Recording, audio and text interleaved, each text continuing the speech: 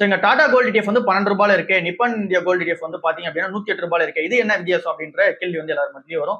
So இதுக்கான simple answer என்ன அப்படின்னா, இங்க மில்லிகிராம் கணக்குல 1 கிராம் ஆஃப் கோல்ட வந்து பாத்தீங்கன்னா பிரிச்சு விற்பாங்க.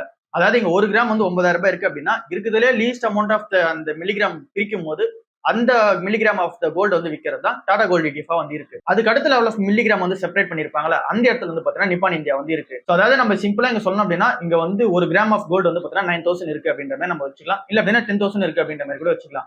ஸோ 10,000 இருக்கு 1 கிராம் ஆஃப் கோல்டு அப்படின்னா, அது நம்ம இருக்கிறதுலே பிரிச்சு நம்ம வந்து பார்த்தோம் அப்படின்னா, நம்மளால ₹1 வரைக்கும் வந்து பாத்தீங்கன்னா இதை பிரிச்சு பண்ண முடியும். அப்படியே நம்ம வந்து பாத்தீங்கன்னா ₹10 பண்ண முடியும், ₹100 வந்து பாத்தீங்கன்னா பண்ண முடியும். அப்புறம் ₹1000 வந்து பாத்தீங்கன்னா செப்பரேட் ஆகும். அதுக்கப்புறம் ₹10,000. ஸோ இந்த மாதிரி வந்து பாத்தீங்கன்னா நம்மளால பிரிச்சு பண்ண முடியல. ஸோ அதே மாதிரி தான் இங்க மில்லிகிராம் ஆஃப் கோல்டு வந்து பாத்தீங்கன்னா இங்க பிரிச்சு வச்சிருப்பாங்க. 1 கிராம் ஆஃப் கோல்டு மில்லிகிராமா பிரிச்சு வச்சிருப்பாங்க. ஸோ அதுல இங்க மில்லிகிராமா இருக்கிறதுல லிஸ்டா இருக்குது. டாடா கோல்டு ETF இருக்கு. அதனால வந்து பாத்தீங்கன்னா ₹12 வந்து பாத்தீங்கன்னா ட்ரேட் ஆயிட்டு இருக்கு. நிப்பான் இந்தியா வந்து பாத்தீங்கன்னா ₹100 உங்களுக்கு ட்ரேட் ஆயிட்டு இருக்கு. ஸோ இங்க டாடா கோல்ட விட அதுக்கு அடுத்த லெவல் ஆஃப் மில்லிகிராம் வந்து செப்பரேட் பண்ணது இங்க நிப்பான் இந்தியா இருக்கு. ஸோ அதனால அது அந்த பிரைஸ்ல வந்து இருக்கு. ஸோ நீங்க டாடா கோல்டு ETF ₹12 வாங்கிட்டு அது ₹100 போகணும்னு சொல்லி ஆசைப்பட வேணாம். இங்க டாடா கோல்டு ETFமே நிப்பான் இந்தியா கோல்டு ETFமே சரி, ரெண்டுமே வந்து பாத்தீங்கன்னா இங்க ஷேர் பிரைஸ் என்ன ஏறுதோ, அதாவது கோல்டு வந்து என்ன ஏறுதோ அதே மாதிரி தான் இங்க வந்து ஏறும்.